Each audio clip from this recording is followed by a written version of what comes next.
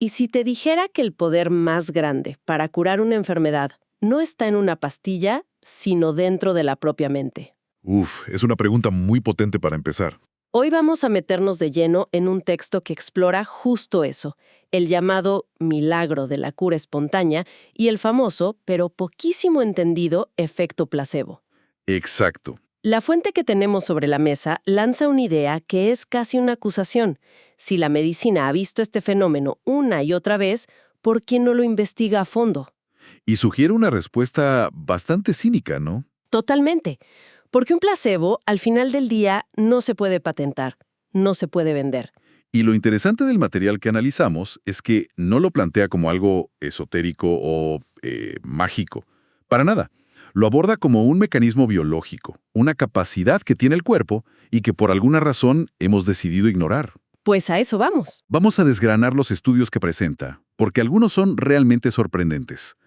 Parecen demostrar que la confianza de una persona puede ser, literalmente, más potente que el químico que le están dando. Y no solo eso, el texto también lanza una crítica durísima a la investigación médica actual. Pero bueno, ya llegaremos a eso.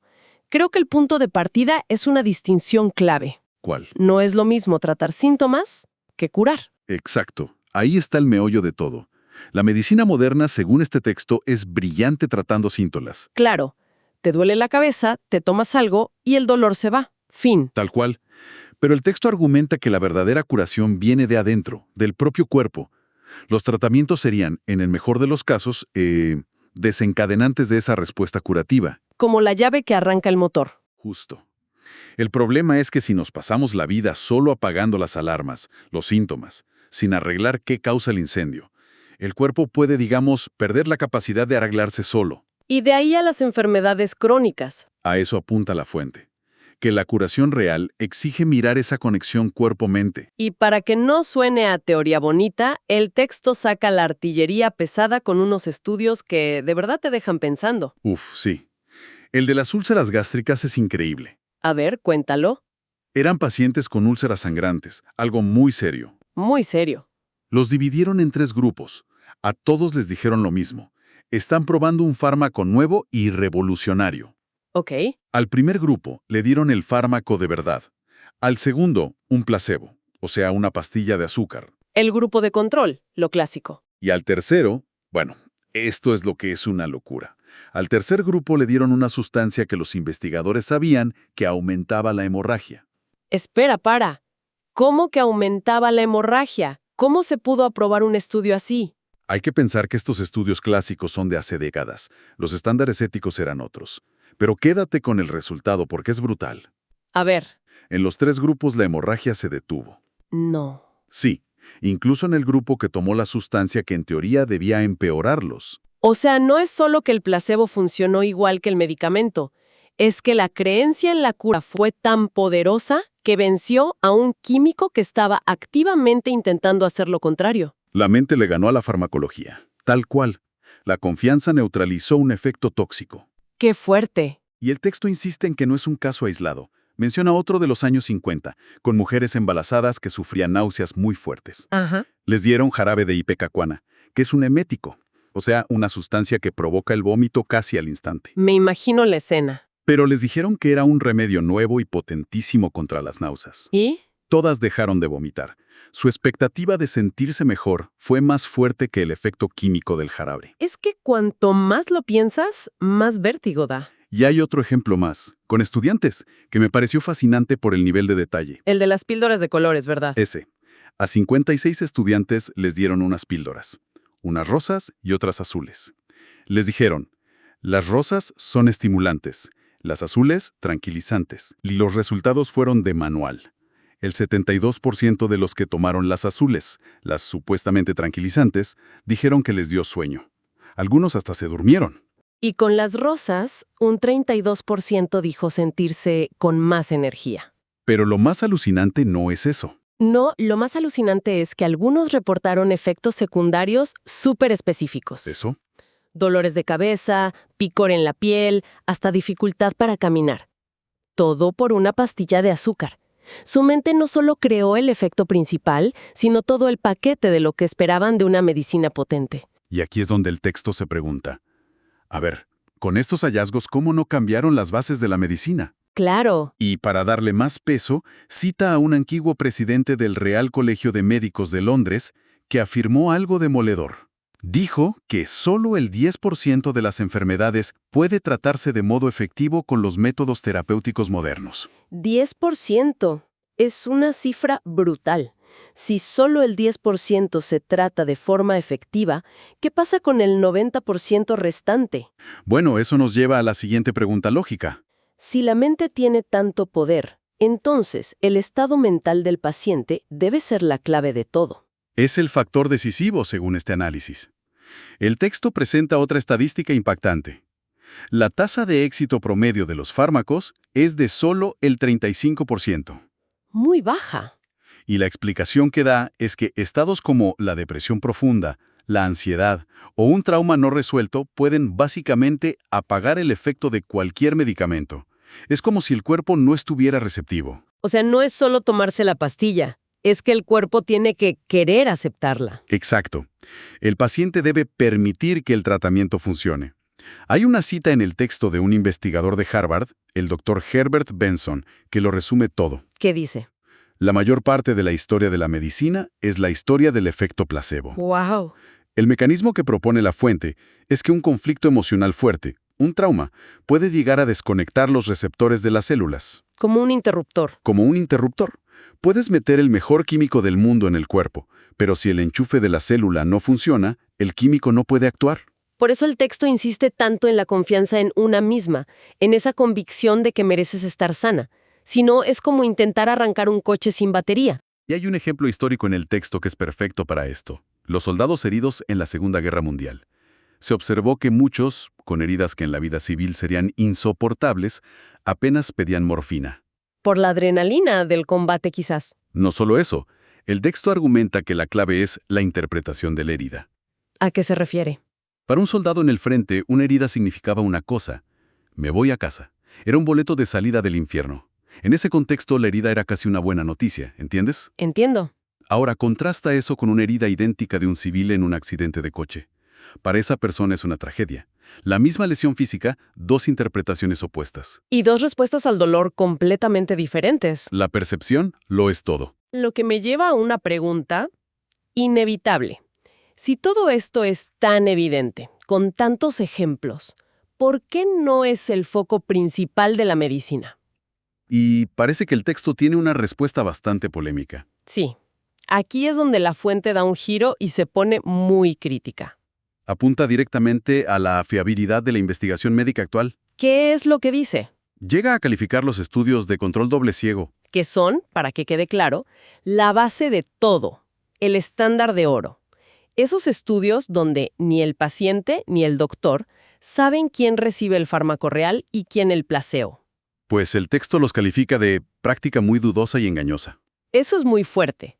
Y para respaldarlo, menciona casos de fraude muy sonados, como el del fármaco Vioxx, que se retiró por causar infartos, o el del investigador surcoreano Hwang Woo-suk, que falsificó toda su investigación. Pero esos son casos extremos, ¿no? Fraudes individuales. Son los ejemplos que da para ilustrar un problema que según el texto es sistémico, los conflictos de interés. Y aquí cita directamente a gente de dentro del sistema. ¿Cómo a quiénes? Como a los exdirectores de dos de las revistas médicas más prestigiosas, el British Medical Journal y The Lancet. Ambos han admitido que es muy difícil publicar estudios con resultados negativos para un fármaco. ¿Por qué? Porque la industria farmacéutica es su principal cliente de publicidad y la que financia gran parte de la investigación. Claro, el que paga manda. El texto da datos muy concretos sobre eso. Sí, un estudio del Massachusetts General Hospital.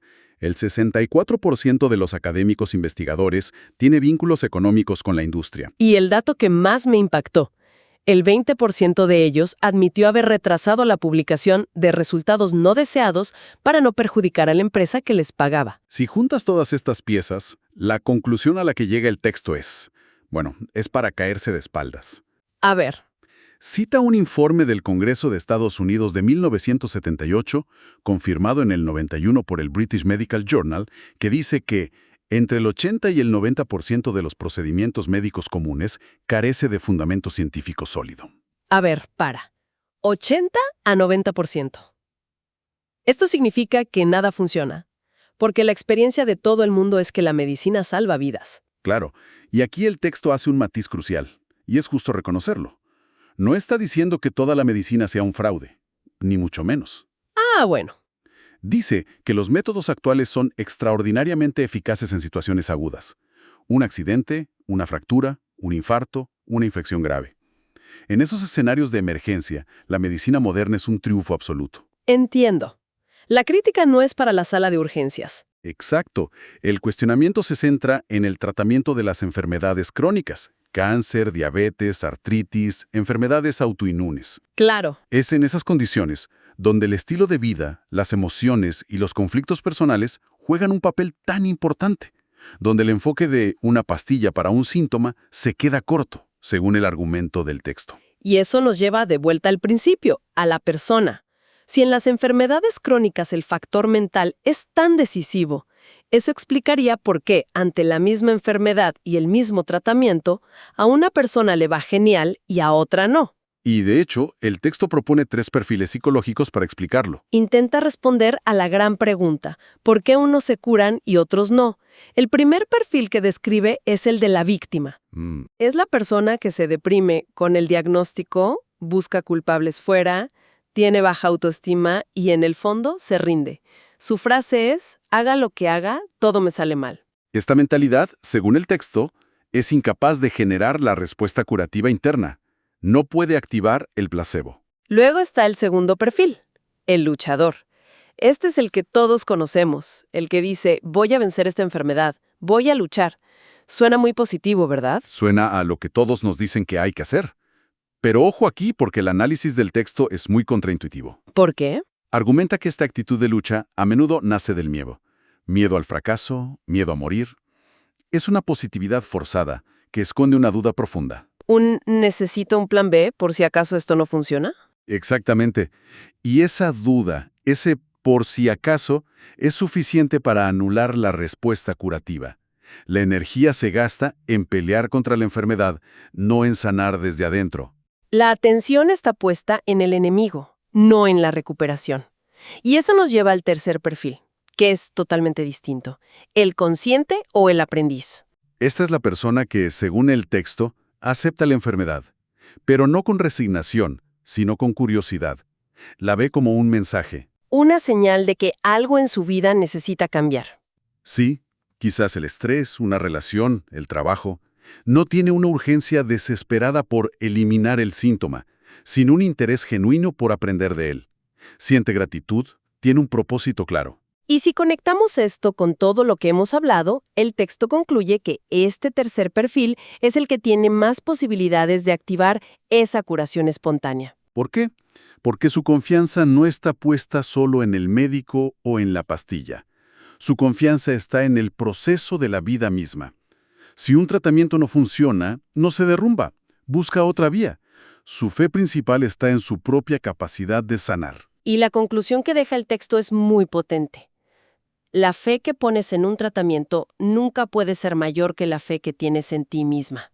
Si no crees que mereces sanar, nada de fuera podrá convencer a tu cuerpo de lo contrario. Exacto. Al final, todo este análisis sugiere que la curación es un viaje mucho más íntimo y profundo de lo que nos han contado. Totalmente. La mente, las creencias, cómo interpretamos nuestra vida, parece que no son factores secundarios, sino el escenario principal donde se juega el partido de la salud. Absolutamente. Y para cerrar, el texto deja una última idea en el aire que me parece muy provocadora.